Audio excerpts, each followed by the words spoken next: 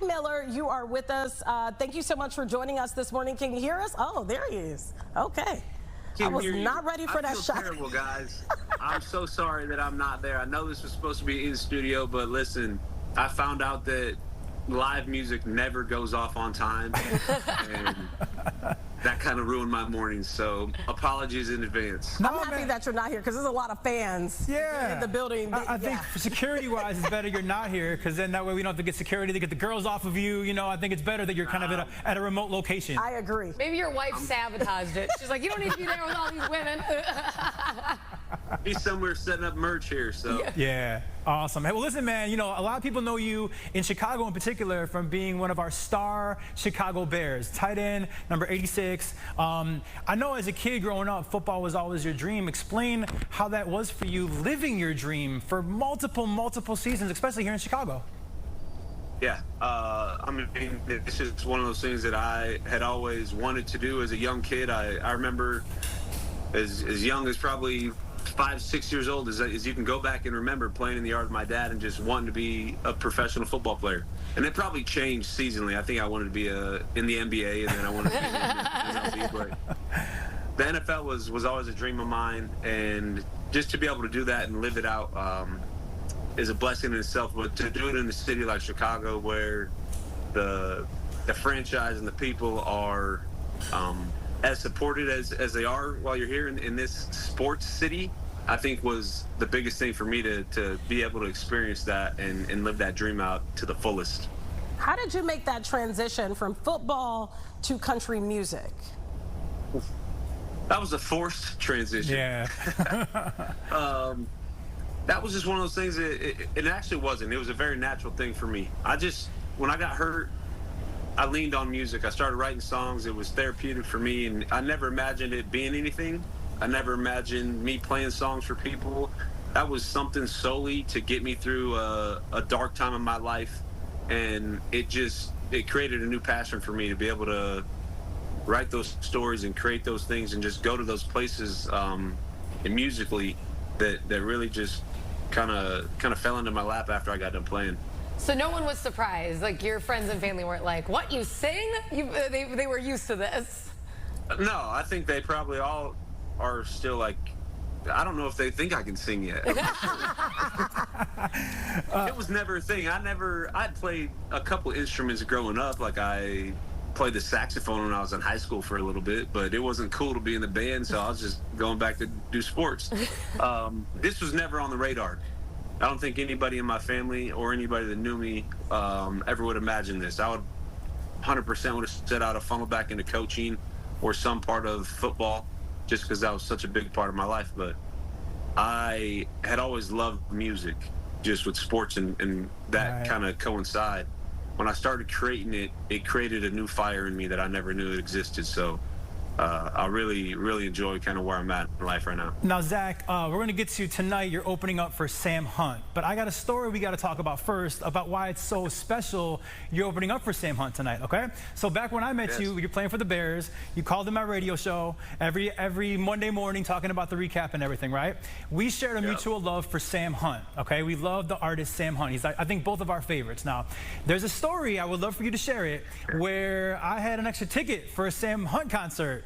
And you had some major things going on in Nebraska, but you still managed to get there. Why don't you explain the path that got us together at the Sam Hunt concert back, I think, in 2017?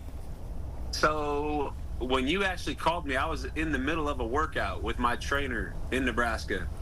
And I don't remember all the details of what I had going on that evening, but there was a special, it was Kristen's, it was your wife's. Oh, it was a wedding. A wedding, yes. He's like, Look, he's like, ugh. He's like, I forgot all about that. We probably shouldn't have told people that. No, I think I was somewhere else that night. it makes tonight way more special, bro. So explain, like, so you had this big wedding, your wife's cousin was getting married. Yeah. And what'd you do? He forgot about it. So I was mid-workout, and I was like, dude, I got to get to this concert. So obviously she knows, you know, how I feel about Sam and how I just drawn to his music and all of that. So I called her, I was like, hey, Roman's got extra tickets, blah, blah, blah. She's like, well, I can't go. I can't miss my cousin's wedding. So I called my dad, and I just needed a road dog. I needed a road dog with me, so I called him. He was in the middle of mowing the yard, and I'm like, Dad, I need an 8-hour road trip, like right now. He's like, what? I'm like, we're driving to Tinley Park in Chicago for a Sam Hunt concert, and he's like, all right, and went in, showered. We hopped in the car within like 30 minutes, drove to Tinley Park to watch that, and that was probably one of the coolest things that we've got to do, because obviously, you know that we love Sam and his music, and kind of just be able to do that impromptu thing is a cool story we'll hold on to for a while.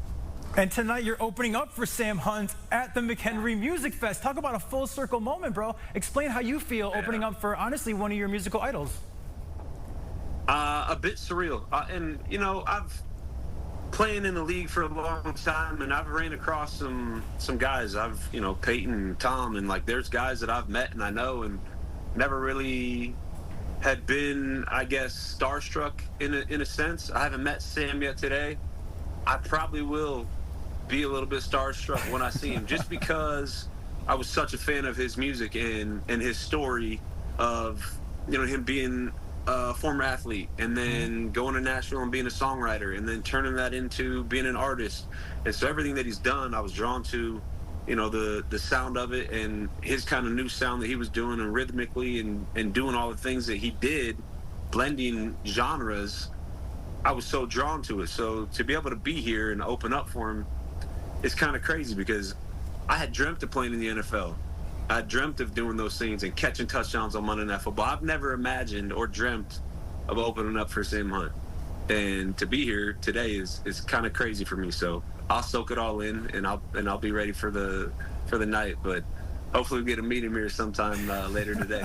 Let me ask you this, because I actually first became aware of your music through my kids. They were listening to your song, All Gas, No Brakes. And I'm going to be honest, I'm not a country fan, but I'm like, who are you guys listening to? And I listened and I'm like, man, this dude got some swag. And then I saw the face and I was like, oh, okay. I'm married, so I'm not flirting. I'm just making a statement. And I felt like your style is a little bit different than the traditional of what we're used to hearing. What is your style? Because you got a little swag, a little more swaggy than some of the others. Yeah.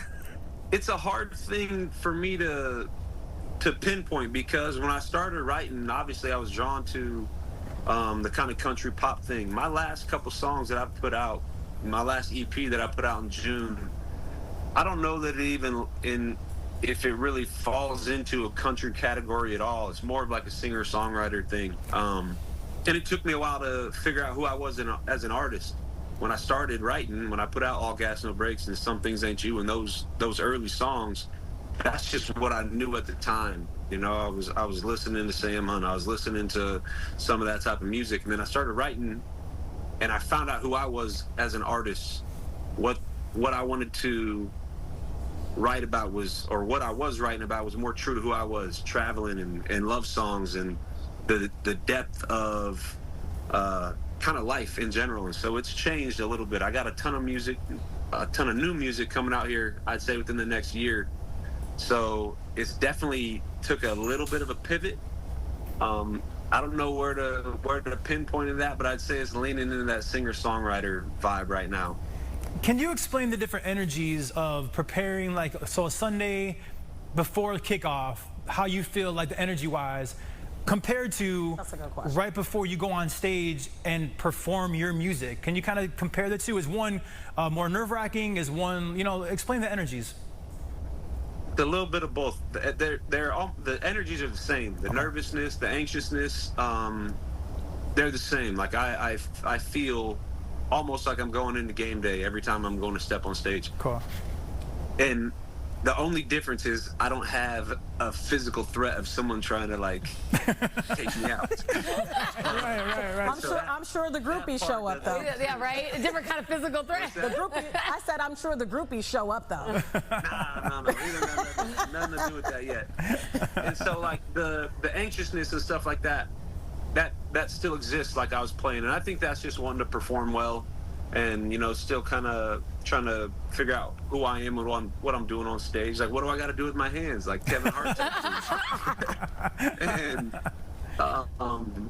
but it's still very much gives me that type of performance feeling that kind of missed when the game went away. It's just I don't have that physical threat of people coming at me anymore. Yeah. I do want to say, because obviously I have a brand with my wife, one of the coolest things that I've seen when you performed at Old Crow and Smokehouse in Wrigleyville, your wife, Kristen, who we love, she's awesome. When you were performing, she was on like the dance floor, staring and singing every word. And I thought that was so endearing to watch how much she just loves you and supports you now in two different careers, right? And crazy careers. I have to say, these are, she's on an adventure with Yes, you. yes. So what does it mean to have a partner like that? You just said she's kind of setting up merch right now. What does it mean to have a partner like that support you? Like, it was just so cool to watch her watch you and how proud she was of you. I love it, man. I mean, I wouldn't be where I'm at without her for sure. And I think when I got done playing ball, she probably thought that, you know, we can be done and go back to kind of a normal life. Right. And then I started doing this. She probably thinks every time we come out here, you're freaking crazy. But she has been she's been with me by my side since the start, and I couldn't imagine any other way. She's actually going to be running my tracks tonight, so. She's kind of the jack of all trades, help with merch, help with the tracks. We kind of just kind of get in where we fit in and see how it all plays out. So she's been the absolute key to keeping this going a little bit. It kind of makes sense. When you play football, you're on the road. Now you're performing in this way, you're on the road. Someone watching right now, maybe they've never seen you perform and they want to come see you at the McHenry Music Fest. What will they see when you take that stage? Say that again. I'm sorry. You just cut out at the end. I said someone that may have never seen you perform, they're watching right now, they're like, I'm going to go to the fest and see you. Yeah. What will they see when you hit the stage? Oh, man, it's gonna be fun. You're gonna get like, when I perform music, I want roller coasters, right? There's so much emotions that come from music and come from songs. So you're gonna get some energy. You're gonna get some storytelling. It might get a little bit deep. It might get sad. It'll be happy. Like, I want to feel every single emotion, and I want to display that to people, and I want them to feel that, because that's what I get out of music. Like, music takes me to places. Like, I can go back to a memory just off of hearing the song and be like, all right, I know exactly where I was at when I heard that. And that's the beautiful thing about it. And I think I'm just trying to create memories for people. If they come here, I want you to feel good. I want you to feel every bit of emotion that you get. It's artwork. It literally is. So whatever it does to you and wherever it takes you, I think that's my goal, to kind of just take you on an emotional roller coaster. Awesome. And you know the phrase, God closes a door and opens a window. I think you're living proof of that. I mean, that really happened in your life. You know, the football door closed, and look at the windows open for you to pursue your other passions. That's a nice door and a nice window. Let me tell you, two nice options. You're living proof of that phrase, man. I appreciate you, man. I'll tell you what, playing for the Chicago Bears was an absolute pleasure of my life, man. I would never trade that for anything. And to kind of lead it to where it led me today, that's the city of Chicago, and the people of Chicago will always hold a special place in my heart. I love it. Zach Miller, it has been an absolute pleasure. It really has to speak with you. And I wish you the best of luck on your music journey. It looks like it's only up from here. Thank you. And hey, I hope so. We're not stalking, but we're coming to the fest. We'll see you in a little bit. We'll see you in a little bit. Come on. All right. I can't wait. Hit me up when you get here.